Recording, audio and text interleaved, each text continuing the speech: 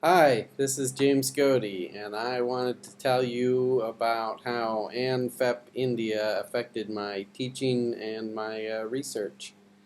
As a biologist, I was particularly interested in looking at some of the environmental problems in India.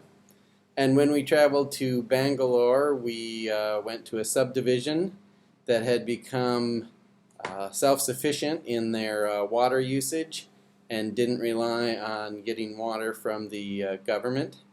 They also would do reclamation of the water and was able to conserve it. We also visited a wetlands restoration area that was near an apartment complex. And also in Bangalore, we went to see trash sorting. People in the lower class, the lower caste, would sort through trash, and it was just one of the efforts that they were trying to deal with all of the trash buildup in the area where there's very little infrastructure to get it out of the city.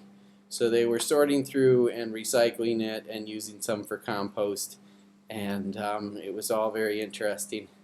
That type of information I'm going to definitely be using in my classes when I teach environmental science and other biology subjects. And another thing that we did in Bangalore, though, was to visit the cyber city that was there. That wasn't one of the scheduled stops, but it was something extra that I wanted to do. I actually went to the International Institute of Information Technology there and met with a professor. And this is of interest to me especially because I am now on a Fulbright scholarship to teach and to do research in bioinformatics in Mauritius. I'll come back to Mauritius in a second, but India has certainly been on the forefront of information technology, and bioinformatics is a combination of biology and computer science. So in addition to Cyber City, when we got to Hyderabad, I made sure to get to High Tech City there and to see some of the things that were going on there.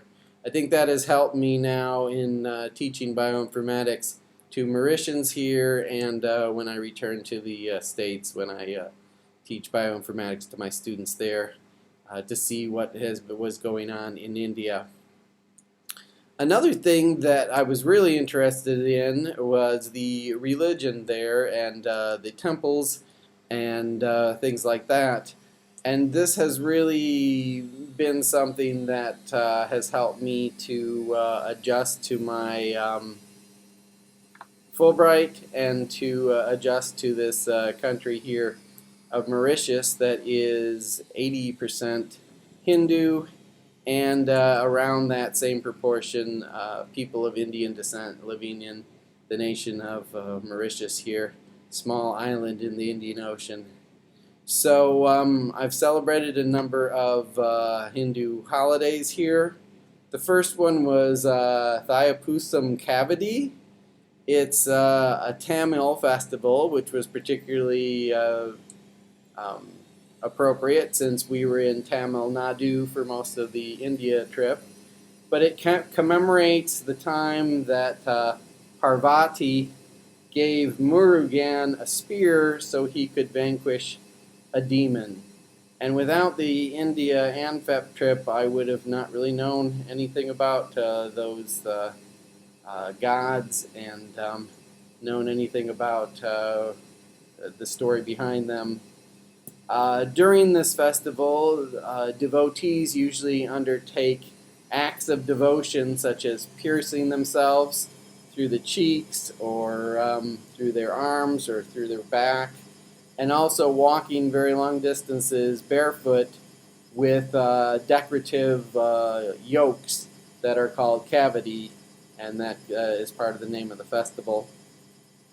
Another thing I've been able to celebrate here in Mauritius is Mahashivarati, which is the wedding anniversary of Shiva and Parvati. And there devotees go to a lake in the middle of this island called Grand Basin, and they believe that water from that lake actually came from the Ganges, that Shiva and Parvati were traveling around, flying around the world with the river on Shiva's back, and he dropped some of the water from it into the lake here. So there, the people undergo ceremonial cleansing in this lake, and I was able to go and see that. And I've also been in Mauritius for Ugadi, which is the Hindu New Year.